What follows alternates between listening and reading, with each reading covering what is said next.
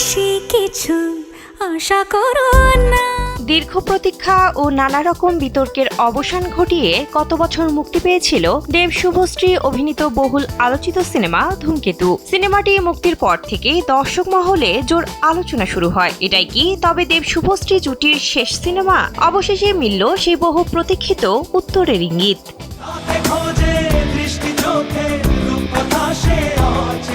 ভারতীয় গণমাধ্যম সূত্রে জানা যায় 2026 সালে ফের একসঙ্গে বড় পর্দায় ফিরছেন দেব ও শুভশ্রী। প্রযোজনার দায়িত্বে থাকছে দেব এন্টারটেইনমেন্ট। শুধু তাই নয়, তাদের নতুন ছবিটি এ বছরের দুর্গাপূজাতেই মুক্তি পেতে পারে বলেও ইঙ্গিত মিলেছে। স্যান্ডেলিনা সো, রূপচর্চায় আভিজাত্য।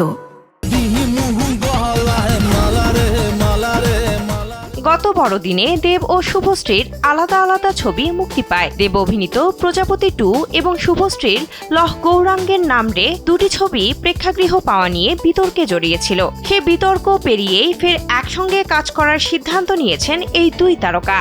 আমি সালা মৃত্যুকে আর ভয় পাই না। এর আগে ধূমকেতুর প্রচার পর্বে দেব শুভশ্রীকে ঘিরে দর্শকদের মধ্যে ব্যাপক উন্মাদনা লক্ষ্য করা গিয়েছিল। ট্রেলার প্রকাশের মঞ্চে তাদের পুরনো ছবির জনপ্রিয় গানে একসঙ্গে নাচতেও দেখা যায়। সেই সময় সামাজিক মাধ্যমে পরস্পরকে অনুসরণ করা, মন্দিরে একসঙ্গে পুজো দেওয়ার ঘটনাও ভক্তদের নজর কেড়েছিল।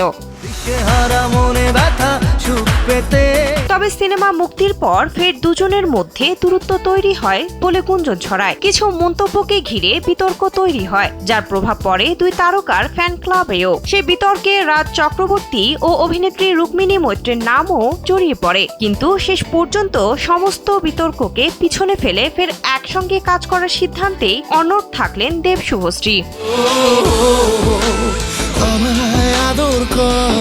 নতুন বছরের শুরুতেই এই সুখবরের ইঙ্গিত মিলেছে। জানা যাচ্ছে প্রেমের গল্পেই নতুন ছবিতে জুটি বাঁধছেন দেব ও শুভশ্রী। তাদের শেষ ছবি ধূমকেতু পরিচালনা করেছিলেন কৌশিক গঙ্গোপাধ্যায়। তবে আসন্ন ছবির পরিচালককে সে বিষয়ে এখনো আনুষ্ঠানিক ঘোষণা করা হয়নি। সব মিলিয়ে বহুদিন পর দেব শুভশ্রীকে ফের একসঙ্গে দেখার অপেক্ষায় দিন গুনছেন তাদের অনুরাগীরা।